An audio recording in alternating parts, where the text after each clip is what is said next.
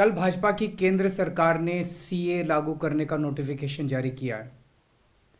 10 साल देश पे राज करने के बाद ऐन चुनाव के पहले इन लोगों को सीए की बात करनी पड़ रही है।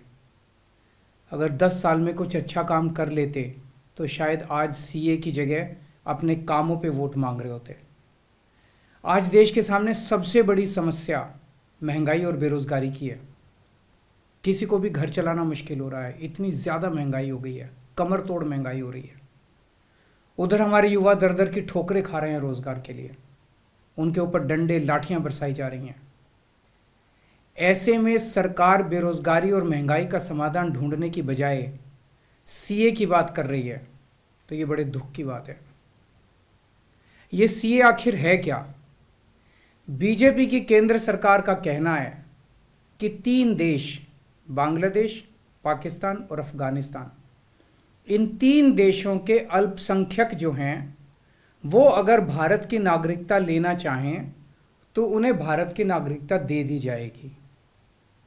इसका मतलब बड़ी संख्या में यहाँ से अल्पसंख्यकों को हमारे देश में लाया जाएगा, उनको रोज़गार दिए जाएंगे, उनके लिए घर बनाए जाएंगे, उनको यहाँ बसाया जाएगा।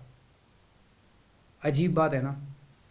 बीजेपी की केंद्र सरकार से हमारे बच्चों को रोजगार दिए नहीं जा रहे, पाकिस्तान से लोगों को लाके उनके बच्चों को रोजगार देना चाहते हैं। हमारे लोगों के पास तो घर नहीं है, भारत के तो ढेरों लोग बेघर हैं, लेकिन बीजेपी वाले पाकिस्तान से लोगों को लाके उन्हें भारत में बसाना चाहते हैं, उनको घर देना चाहते हैं। हमारे रोजगार उनके बच्चों को देना चाहते हैं, हमारे हक के घर उनमें पाकिस्तानियों को बसाना चाहते हैं। भारत सरकार का जो सरकारी पैसा हमारे परिवार और देश के विकास पे खर्च होना चाहिए, वो पैसा पाकिस्तानियों को भारत में बसाने पे खर्च किया जाएगा। इन 3 देशों में लगभग 2.5 से 3 करोड़ अल्पसंख्यक हैं। ये तीनों बहुत गरीब देश हैं। जैसे ही भारत के दरवाजे खुलेंगे, इन 3 देशों से भारी भीड़ हमारे भारत में आ जाएगी। अगर इन 2.5-3 करोड़ में से 1.5 करोड़ लोग भी भारत आ गए तो कौन देगा इनको रोजगार? कहां बसाओगे इनको? बीजेपी वाले अपने घर में बसाएंगे क्या इनको? इनके अपने घर में रखेंगे क्या इनको? बीजेपी वाले देंगे क्या इनको रोजगार? कौन देगा इनको रोजगार? तो प्रश्न उठता है कि बीजेपी ऐसा क्यों कर रही है। कई लोगों से मैंने बात की, कुछ लोगों का कहना है कि ये पूरा का पूरा खेल वोट बैंक बनाने की गंदी राजनीति है।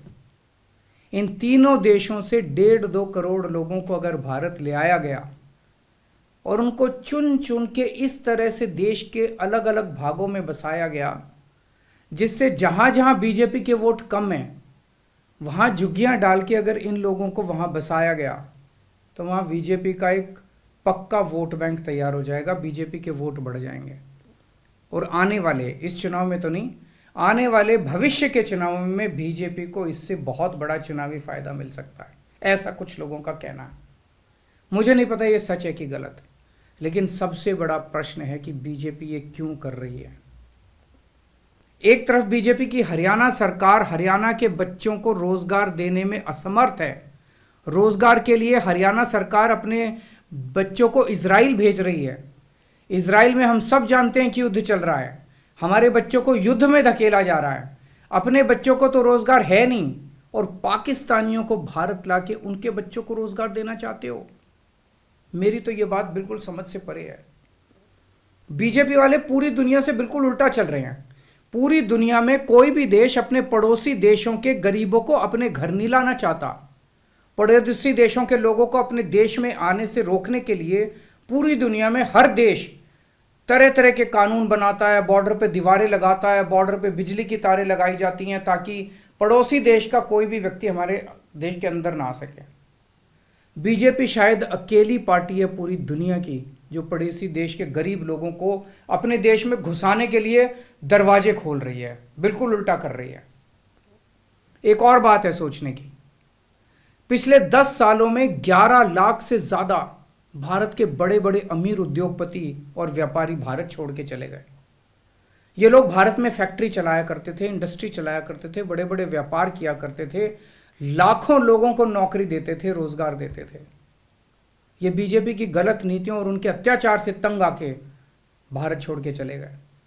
अगर बीजेपी को लाना ही है तो इन लोगों को वापस भारत लेके आओ ना, जो भारत छोड़ के चले गए। ये भारत आएंगे, इनके पास पैसा है, भारत में इन्वेस्ट करेंगे, नई नई फैक्ट्रियां खोलेंगे, नए नए व्यापार खोलेंगे, अपने बच्चों को रोजगार मिलेगा। ये क्या बदतमीजी है कि बांग्लादेश के, पाकिस्तान के और अफगानिस्तान के लोगों को हमारे देश में लाके बसाएंगे और उनको हमारे बच्चों के हक के रोजगार उनको देंगे। ये लोग कह रहे हैं कि 2014 के पहले आए हुए घुसपैठियों को इन नागरिकता दी जाएगी।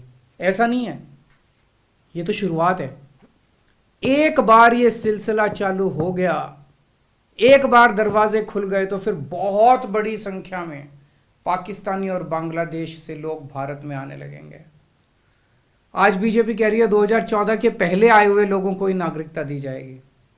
देख लेना, अगले चुनाव में ये बीजेपी वाले इस तारीख को बढ़ा के 2024 कर देंगे कि 2024 के आए हुए पहले वाले लोगों को दी जाएगी, और फिर इसे और आगे बढ़ा देंगे।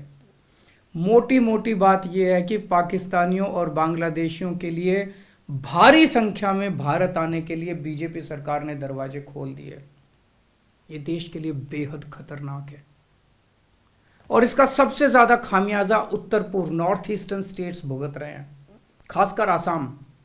आसाम के लोगों की भाषा और संस्कृति खतरे में पड़ चुकी है, क्योंकि वहां पे बांग्लादेश से इतनी बड़ी संख्या के ऊपर इलीगल माइग्रेशन हुआ है। अब बीजेपी कह रही है कि इलीगल माइग्रेंट जो आए हैं उनको हम नागरिकता देंगे, उनको हम बसाएंगे, आसाम में बसाएंगे। आसाम के लोग बहुत नाराज हैं। एक तरह से देखा जाए तो हेमंत बिश्व शर्मा जो बीजेपी के मुख्यमंत्री हैं, उन्होंने धोखा दिया अपने लोगों को। अपने असम के लोगों की खातिर उन्हें सीए का विरोध करना चाहिए था। उन्हें कहना चाहिए था कि असम के लोगों की संस्कृति और भाषा दोनों खतरे में है, ये बिल्कुल बर्दाश्त नहीं किया जाएगा। तो दोस्तों, पूरे देश की मांग है कि सीए को वापस लिया जाए। हम किसी हालत में अपने बच्चों की नौकरियां, अपने बच्चों के रोजगार दूसरे देश के लोगों को किसी हालत में नहीं देंगे। और अगर बीजेपी नहीं मानती तो इसको वापस नहीं लेती, तो इस चुनाव के अंदर बीजेपी के खिलाफ वोट करके आप अपना गुस्सा जाहिर कीजिए। नमस्कार।